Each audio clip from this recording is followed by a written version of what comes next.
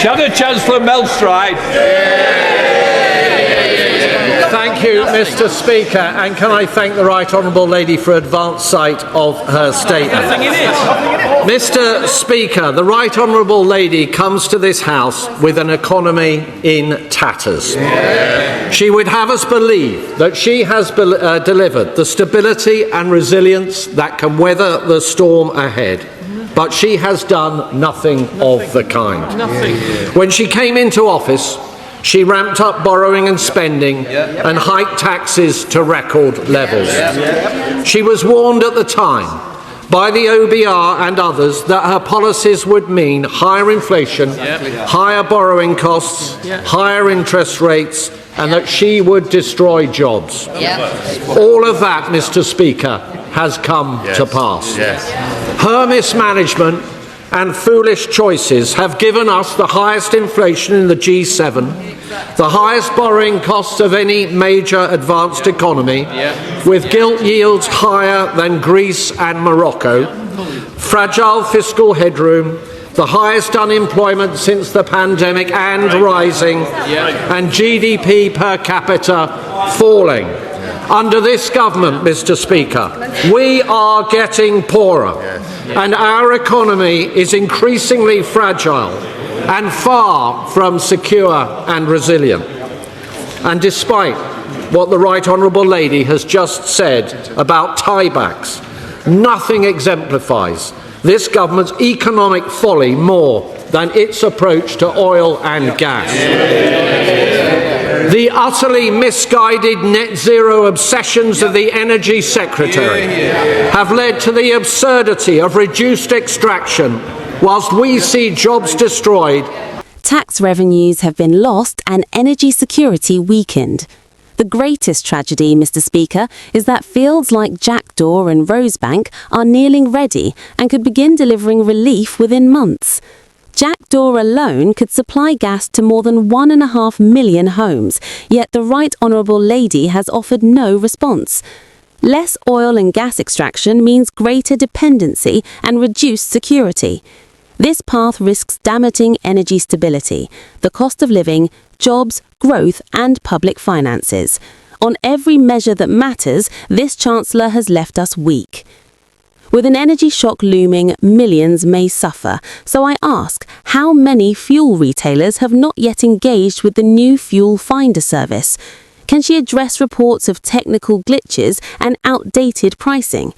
She mentions a small modular reactor planned for Wilfer, but given the urgency, why has she not proceeded with the large-scale nuclear site approved by the previous Conservative government?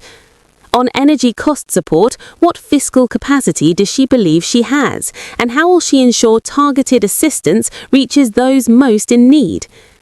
She criticised the previous support package for not being targeted, yet the now Prime Minister previously argued for universal support, claiming no household would pay a penny more. Where is the consistency? How will she ensure support for those relying on heating oil reaches the right people? Under this government, such measures will be funded by hard-working taxpayers. The April reduction in energy bills simply shifts costs onto them. The real question remains, where is control of public spending? Where is the determination to reform welfare and move people into work? It is nowhere, because the Right Honourable Lady is constrained by her own backbenchers, leaving the economy dangerously weakened. In response, the Chancellor argued that the Shadow Chancellor is out of his depth. She pointed to 6 interest rate cuts in the last 20 months, fiscal headroom more than doubled compared to what she inherited, a deficit now below 5% of GDP for the first time in 6 years, and wages rising faster than inflation throughout her tenure. She contrasted this with the previous Conservative government, saying it was the only parliament on record where people ended poorer than they began. She also noted that while her government called for de-escalation in the conflict, the opposition supported deeper involvement, something she warned would have caused significant economic damage. Indeed, the reduction to energy bills this April is simply being taken from bills and being dumped onto the shoulders of hard-pressed taxpayers. But it does not need to be this way. For is not the critical question this? Where is the control of public spending? Where is the renewed resolve to grasp the welfare bill, to get people off benefits and into work? I will tell you, Mr. Speaker, it is nowhere, because the Right Honourable Lady is a captive of her own backbenchers, and she has brought our economy one step from its knees. She knows it, the country knows it, and now we must all brace ourselves for what is to come. Not from a position of strength, as the Right Honourable Lady is so desperate to have us believe, but from a position of weakness, of her own making. Chancellor of the Exchequer. I think that statement only revealed that the Shadow Chancellor is utterly out of his depth.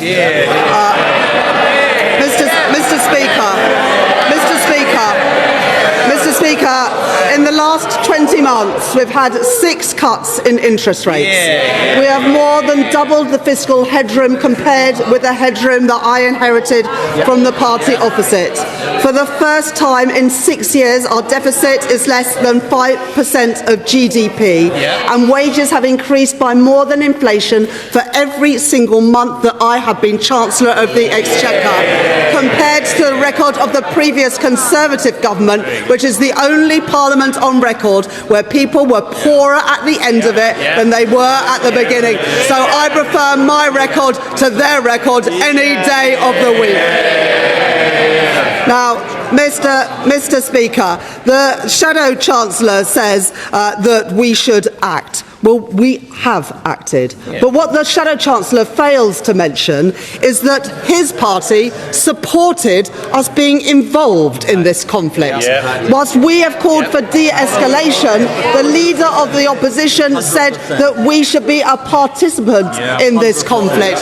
The damage that would have done to our economy would have been immense, and yet they make no apology for that. The Leader of the Opposition said yesterday about the Prime Minister that if he is creating a support package that is going to be done with taxpayers' money, then she thinks that we should be doing things that aren't going to cost the taxpayers' money. So on the one hand, you've got the Shadow Chancellor saying that we should do more and put in more money, and then you've got the Leader of the Opposition saying we shouldn't do anything. So where do the party opposite now sit on the £53 million support that we gave on heating oil? Because that was using taxpayers' money to support those who need. The Leader of the Opposition now seems to suggest that the previous course of action was wrong. The Chancellor addressed several specific questions, including the new cheaper fuel finder. She stated that more than 90% of retailers have already signed up, and all of them are regularly updating their prices. Working alongside the Competition and Markets Authority, efforts are underway to ensure the remaining few submit their data as well. On small modular reactors, she pointed out that the opposition claims to support them, yet during 14 years in power, they did not allocate a single penny. The same argument applies to Sizewell C. She argued that it is contradictory to demand less spending while simultaneously calling for support for costly nuclear projects, since everything must ultimately be funded. Regarding fiscal capacity, she emphasized that headroom has more than doubled compared to what she inherited. When she became Chancellor, it stood at less than £10 billion. Now it is nearly £24 billion due to actions taken by her government. She rejected claims that no contingency planning had been done, insisting the opposite is true. Addressing Rosebank and Jackdaw, she said the delays were due to the previous government's failure to complete the necessary work properly, which led to legal challenges. Shortly after the last government left office, the courts required reconsideration of Scope 3 emissions.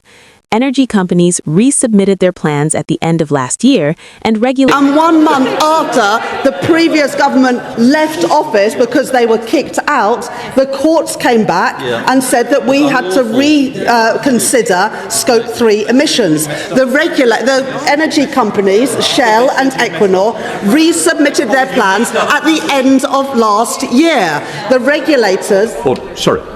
Between both of you, you can both go and have that discussion outside if you can't be quiet in here.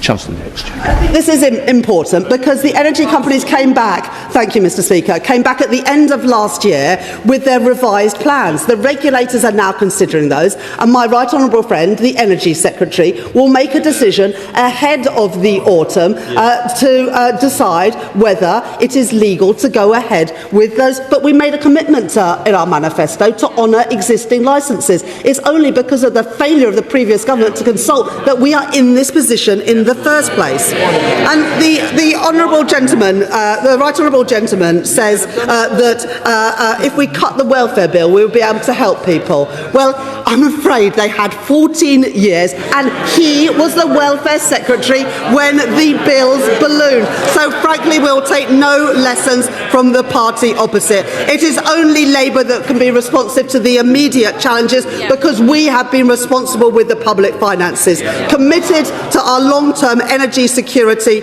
and committed to make the right decisions in the national interest.